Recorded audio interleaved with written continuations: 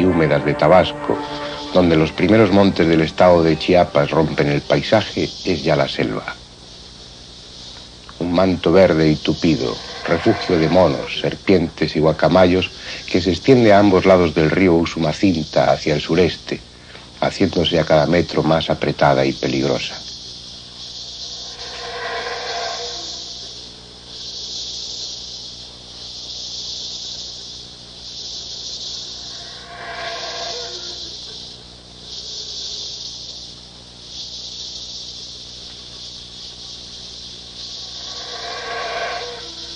Y era así antes, igualmente hostil para el hombre. Sin embargo, ellos, los mayas, la dominaron, abriendo en su espesura hueco para construir ciudades y levantar templos, como si esta selva fuera su aliada.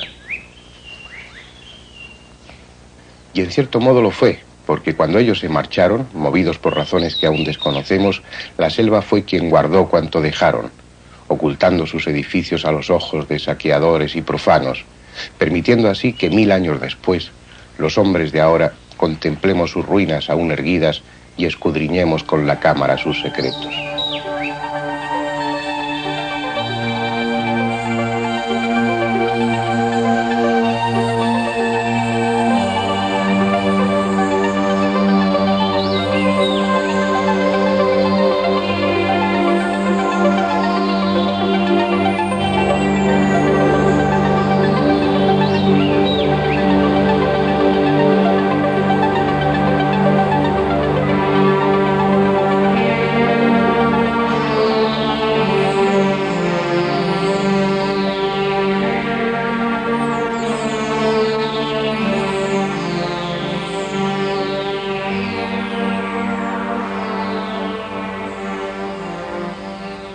Secretos solo en parte desvelados, como corresponde a una cultura tan desconcertante y misteriosa. Aquel día, húmedo y sofocante, habíamos colocado nuestras cámaras en uno de los más importantes centros ceremoniales de los mayas, una ciudad santuario donde el arte y la mística alcanzaron un nivel que no ha sido igualado, Palenque, un lugar fuera del tiempo, alejado de cualquier ruta cuyo auténtico nombre aún desconocemos.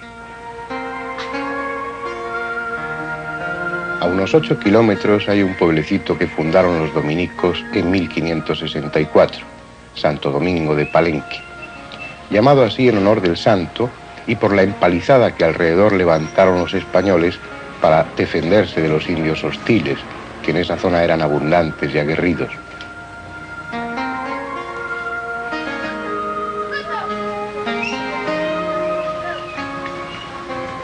Por esa razón, que no por otra, se da a las ruinas el nombre de Palenque, ya que ignoramos cómo llamaban los mayas a la ciudad.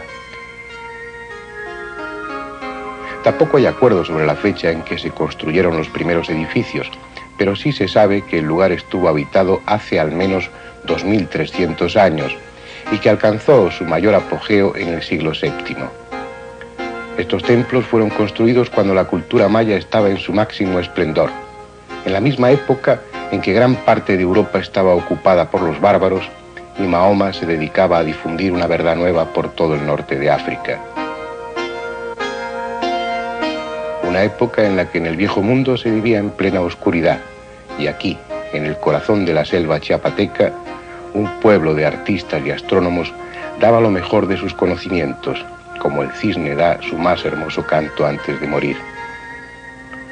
Porque poco tiempo después, las gentes de Palenque se marcharon, abandonando templos y palacios para que la selva recuperara un terreno que le pertenecía y cubriera las piedras y relieves, las escalinatas y los estucos con su camuflaje verde. Y así, la ciudad sagrada cayó en el más profundo olvido.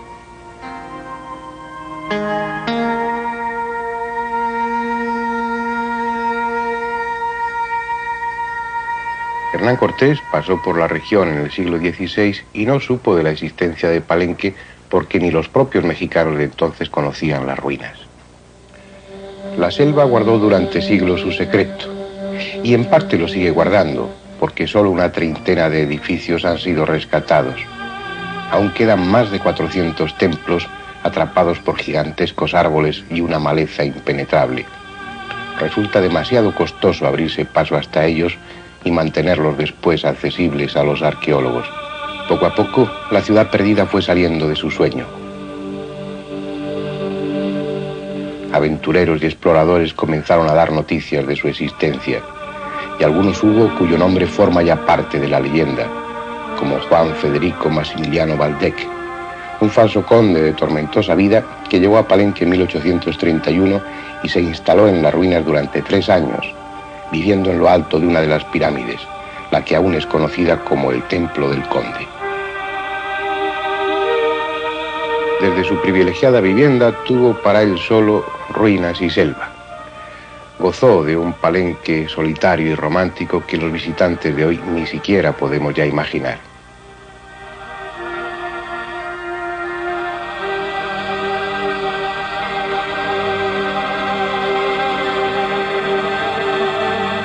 Realizó un centenar de dibujos de este lugar y de otras ruinas, como las de Uxmal, y publicó 7 años más tarde un libro en el que sostenía que la ciudad había sido construida por arquitectos llegados hasta aquí desde la India.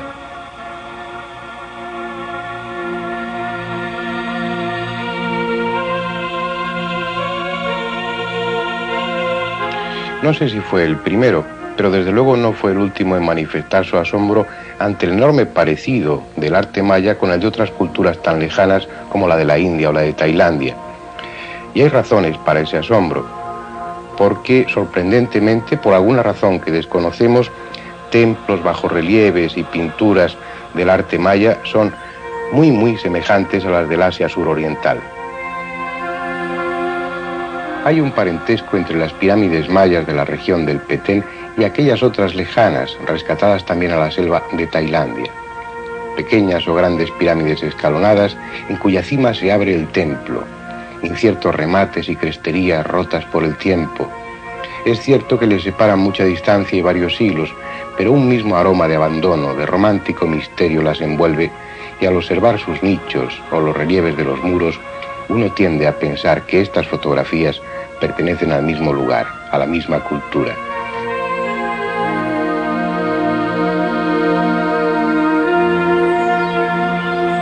¿Acaso no son los mismos rostros, la misma mirada perdida? ¿Acaso ese horror por el espacio vacío, esa abigarrada mezcla de ornamentos, de símbolos, no son los mismos?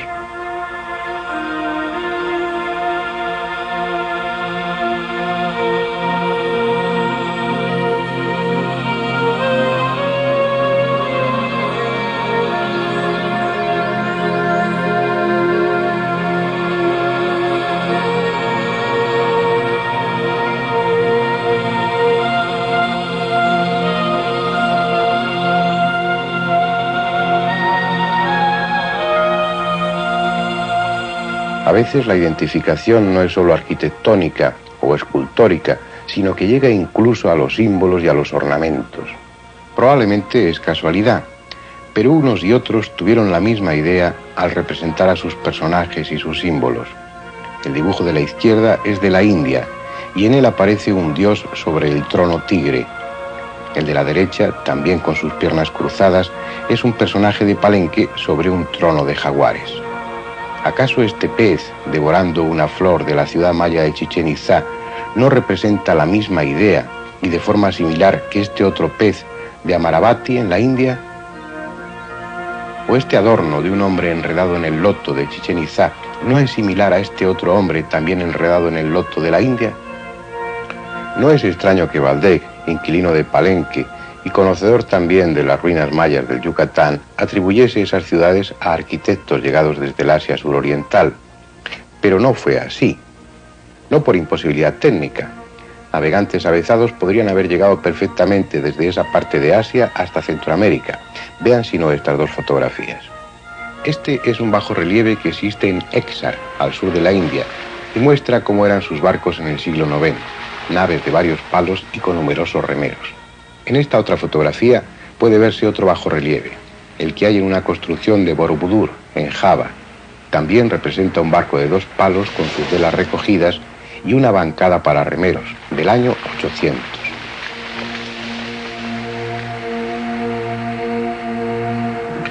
Barcos con los que se realizaba el comercio a través del Océano Índico, que no eran más frágiles que los dracas vikingos, que llegaron a Norteamérica en el siglo XI y que desde luego no eran menos marineros que las carabelas que utilizó Colón a finales del siglo XV. Es posible, como sugería Waldeck, que arquitectos procedentes de la India llegaran hasta Palenque, pero si fue así, llegaron tarde, porque los arquitectos mayas que construyeron los palacios y los templos de Palenque habían concluido su obra 1000 años antes de que en Angkor y otros lugares del Asia suroriental se edificasen esos templos, esas construcciones tan parecidas a las de los mayas y que yo les mostraba antes en fotografías intercaladas. En todo caso, tendrían que haber sido los arquitectos de Palenque los que hubiesen enseñado su estilo a los asiáticos y explicarles de paso cómo el hombre es capaz de superar las dificultades de un medio tan agresivo como este y sin conocer los metales, sin disponer de otra cosa que su espíritu, mazos de piedra y cinceles de pedernal, levantar una ciudad santuario de tan extraña belleza.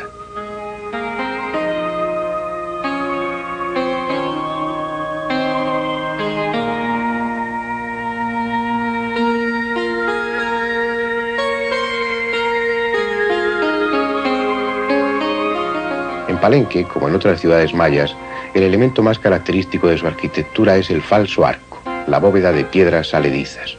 Para cerrar sus edificios por la parte superior, iban colocando las piedras de tal manera que cada hilera sobresale un poco respecto a la inferior. De esta forma, a partir de determinada altura, las paredes se van juntando hasta que en la parte superior se unen con un sillar. Eso obligaba a los mayas a hacer sus edificios alargados y con el interior oscuro, pero no aquí. En Palenque se rompen muchos conceptos arquitectónicos y estéticos. Los muros se abren con puertas y ventanas, perdiendo el aire solemne y pesado de otras ciudades.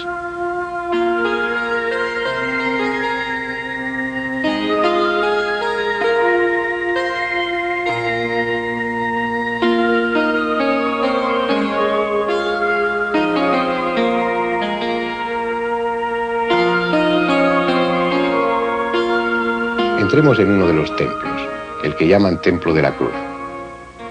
Al traspasar las amplias puertas, se entra en la primera cámara, construida como todas con techo en falso arco. A través de un arco transversal, construido con la misma técnica, se entra en la segunda cámara, también cerrada en falso arco, con hileras de piedra que van sobresaliendo hasta cerrarse por arriba. Y dentro de esa segunda cámara, otra más pequeña, el santuario, el lugar profundo y oscuro del templo donde el sacerdote dialogaba con la divinidad, el mismo concepto y la misma situación que en los templos egipcios, judíos o aztecas. Pero Palenque era más que ninguna otra la ciudad del estuco. Nos formamos un concepto equivocado del pasado. Pensamos que las ciudades de antes eran como hoy las vemos, grises, con las paredes de piedras desnudas, y sin embargo eran brillantes, llenas de color. Los mayas, por ejemplo, cubrían sus paredes con estuco y el estuco lo pintaban de rojos, azules, amarillos, naranjas. Si hubiéramos llegado a Palenque hace 1300 años en lugar de ahora, el espectáculo habría sido muy distinto. Estos vacíos corredores del edificio que llaman el palacio eran entonces lugar de encuentro por el que paseaban sacerdotes, matemáticos y astrónomos comentando una actualidad que ahora lleva 13 siglos muerta. A estos patios, que hoy apenas merecen una mirada distraída de los turistas, se abrían 25 habitaciones en las que se vivieron quién sabe qué historias.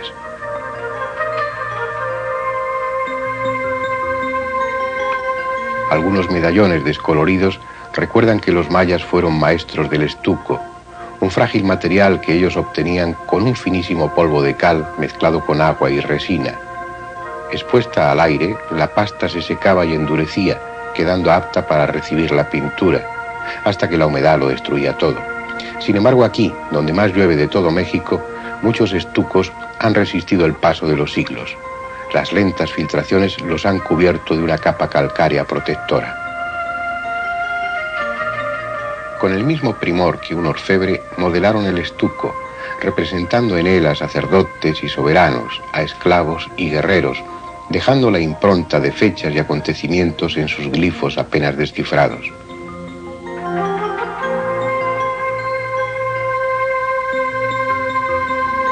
Los que aquí vivieron ya no están, pero sí queda la piedra. Flanqueando una escalera, la que da al edificio C del conjunto, dejaron el retrato de unos personajes a los que en catálogos y libros se identifica como esclavos. Tal vez en conmemoración de una victoria militar. Quién sabe si parte de una piadosa procesión. Quizá no eran esclavos, quizá nunca existieron y son una idealización, la imagen inventada de un pasado mítico, como corresponde a un pueblo de artistas y poetas.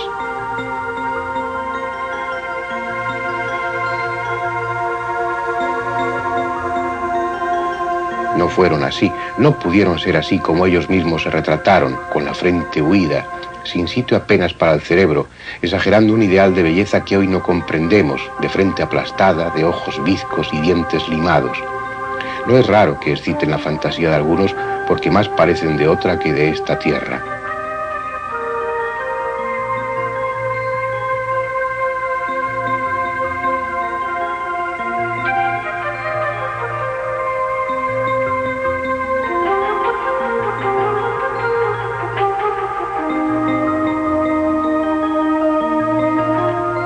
Hay además en Palenque un elemento exótico que forma parte del conjunto de edificios por el que ahora andamos. Una elegante torre con aire de pagoda que es una excepción dentro de la arquitectura maya. Tiene 15 metros de altura y una estructura sorprendente. Es cuadrada y se distribuye en 3 pisos de 2,5 metros cada uno, pero no son las paredes lo que sostienen la torre.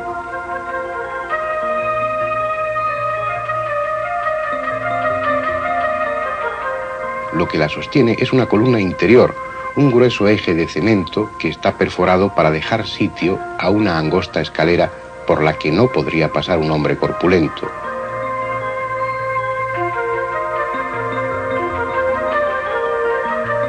Pero además, para acceder al primer piso no hay escalera alguna. Por su altura es probable que sirviera de atalaya. Otros sugieren que fue observatorio, pero ni una ni otra de ambas funciones era necesaria. Probablemente su función era más ceremonial que práctica. ¿Quién sabe? ¿Quién puede saber ya? Ese día no habíamos hecho sino tomar conciencia de que Palenque es un lugar especial dentro de una cultura especial. Un lugar de conjeturas y ensoñaciones donde nada o casi nada es lo que parece ser. El día terminaba, prolongando las sombras de los templos, fundiéndolas con la sombra verde de la selva.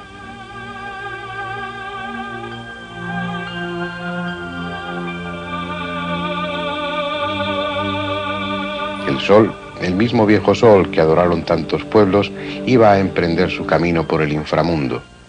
Como cada atardecer, sería devorado por el monstruo de la tierra. Ese sol y ese recorrido que en Palenque merecieron un templo.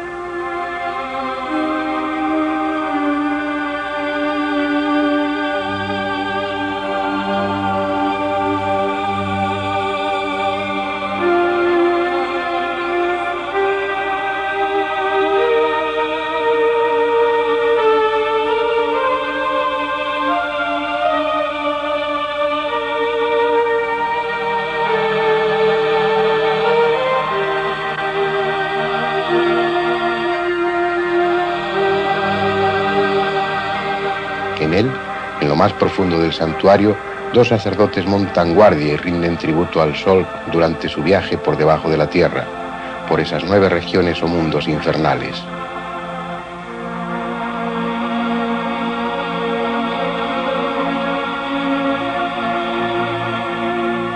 Mañana el sol volverá a nacer, porque la tierra que lo devora es también el vientre en el que madura, la madre que cada amanecer lo alumbra en un parto gozoso. Y mañana estará aquí Palenque, despertándose entre el canto de los guacamayos y el grito enloquecido de los monos. Y está bien que así fuese, porque al día siguiente teníamos una cita con un viejo amigo, el inquilino más inquietante y misterioso de la ciudad santuario, Pacal, al que algunos llaman el astronauta de Palenque, pero esa es ya otra historia.